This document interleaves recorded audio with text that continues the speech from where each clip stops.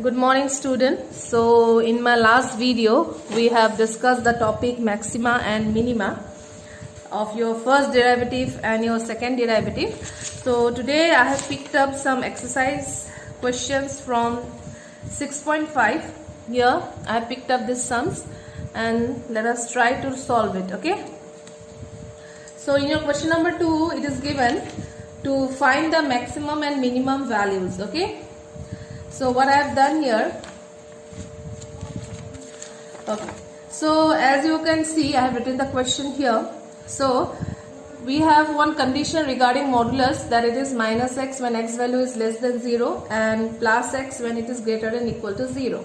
So our question is modulus x plus 2, so I am comparing with this value, okay, but since there are one more part here minus 1, so I am using this, okay, minus 1. So why I am writing greater this condition, because as you can see before this it is plus, so I am using the second condition and I am comparing it with greater than equal to 0. Okay, so as you can see this value is greater than equal to 0, that means we can conclude that it is the point of minima. So there is only minimum point but no maximum point. Okay, so here your minimum point, so what is the actual minimum point? Therefore what you have to do, we have to put the minimum point to be minus 1. Okay.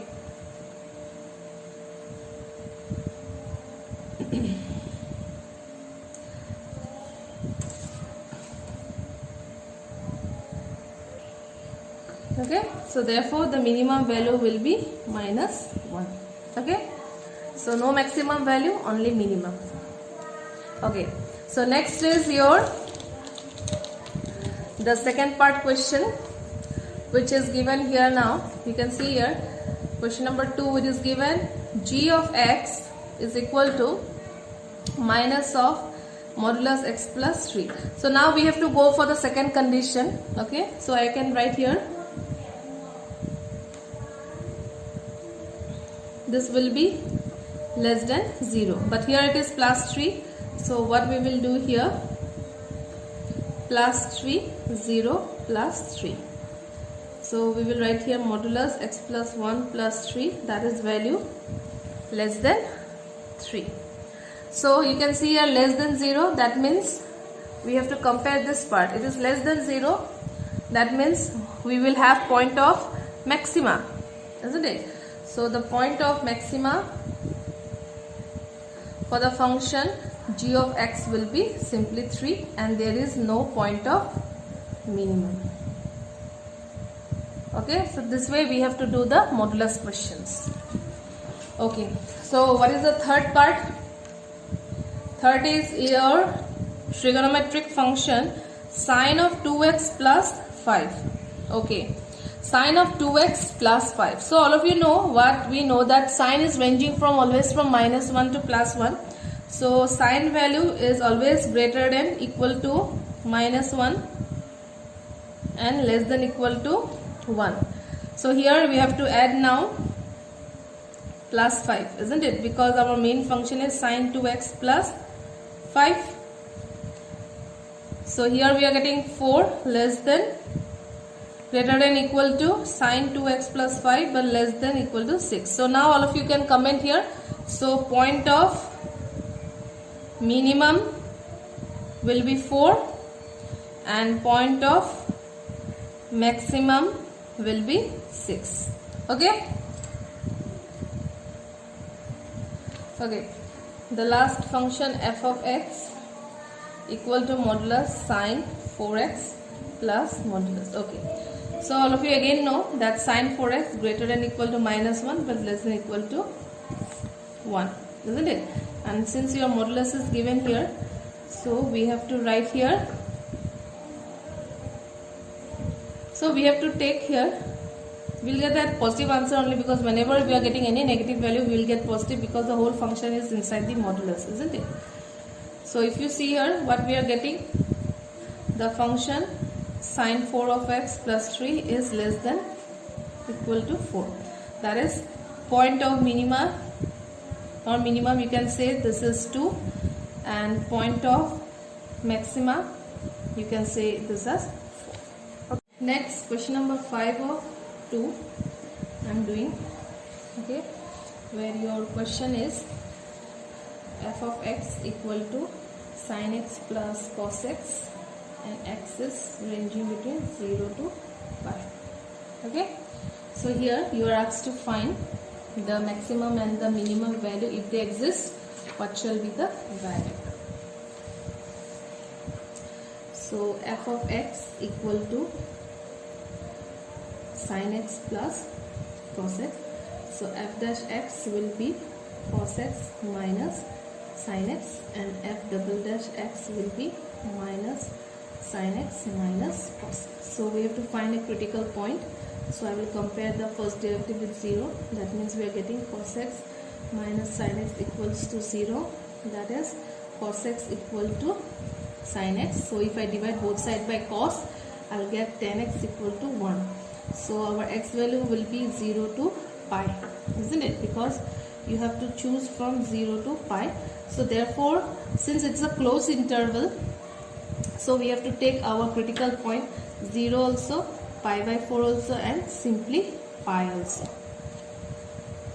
Okay, so f double dash 0 will be 0, f double dash pi by 4 will be minus 1 by root 2 minus 1 by root 2, that is minus root 2, and f double dash your pi will be minus sin pi minus cos pi, isn't it? So it will be 0 minus 1 minus 1. So this value is less than 0. This value is also, sorry, this is minus of 1. It will be plus 1. That is greater than 0, isn't it? So if you see, this is the point of maxima, and if you see this is the point of minima.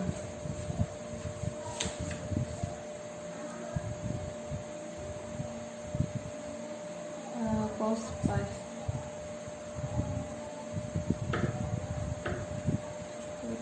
Cos 90 plus 90.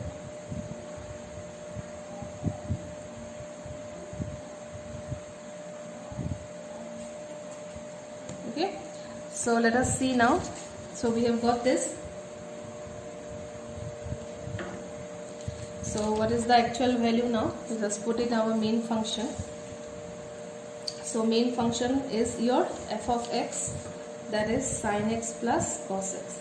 So your point of maxima is coming as f of pi by 4. We are getting sin pi by 4 plus sin cos pi by 4. So if you see, 1 by root 2 plus 1 by root 2 is coming as your maxima point root 2, and point of minima you are getting at f of pi, isn't it? So that is sine of pi plus cos of pi. So it is coming 0 minus 1. So root 2 we are getting the maximum point, and minus 1 we are getting the point of minima when we are putting it an actual function. But here at this value we are getting point of minima, and at this value we are getting the point of maxima. So in this way we can find the points and we can find the actual value, what is the minima and what is the maximum values. Okay, students? Okay, so let us go for question number 6. So here in question number 6 it is find the maximum profit. Maximum profit. So maximum means your double dash value must be less than 0, isn't it? Then only you can find the maximum profit. So here your main function is given as 41 minus 72x minus 18x square. So first derivative 0 minus 72 minus 36x, p double dash x will be simply minus 36. So it is coming less than 0, isn't it? So that's why it is coming. See here, point of maxima we are already getting, isn't it? That is minus 36, less than 0 it is coming. That's why in the question already given maximum profit. But critical point we can find only when we compare with 0. That is minus 72 minus 36 equal to 0. That is 72 plus 36x equals to 0. That is 36x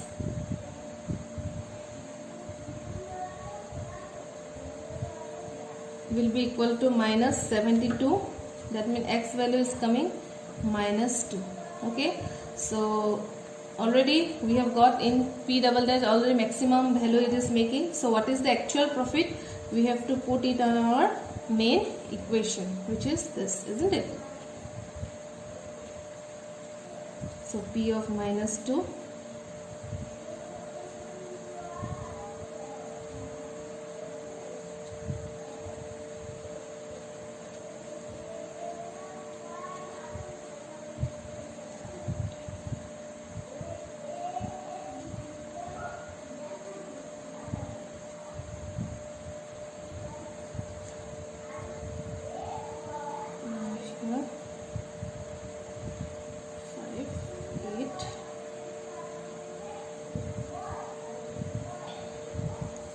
72.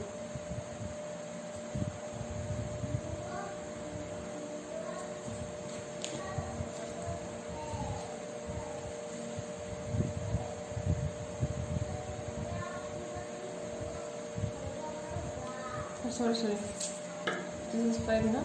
Sorry, 3. Okay, so 113 unit it is making profit. Okay, simple question. Okay, so let us go for now question number 7. So here you let me take this as function. It is given here 3x to the power 4 minus 8x cube plus 12x square minus 48x plus 25, and interval is given 0 to 3. That means while you are finding the critical value you have to put that, and also you have to consider 0 and 3 also. Okay, and what interval you are getting after compare with 0, it must be lying between 0 to 3. Okay, so that thing you have to be keeping in mind to find the maximum and minimum value. Okay, so f dash x will be 12x cube minus 24x square plus 24x minus 48. F double dash x will be 36x square minus 48x plus 24. So f dash x we have to compare with 0. So directly I am taking, so what will be common here? 12 will be common, isn't it? So let me do one thing, let me compare this 2 and again this 2 we can compare. So if I compare this 2, so 12x square will be x minus 2, plus if I compare this 2 will be 12 will be common, that is x. 24 will be common in second part, so 24 will be common, x minus 2 equal to 0.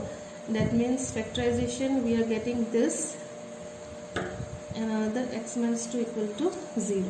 Okay, so if you compare this 12x square plus 24, so one part is 12x square plus 24, you have to compare with 0. So 12x square will be minus 24, x square will be minus 2. So we cannot consider this because square of a number does not generate negative number. And second part we are getting x minus 2 equals 0, that is x value is coming as 2. So we can take this as a critical point because it is lying between 0 to 3. If the answer suppose was coming 4, then you cannot take because 4 does not lie between this.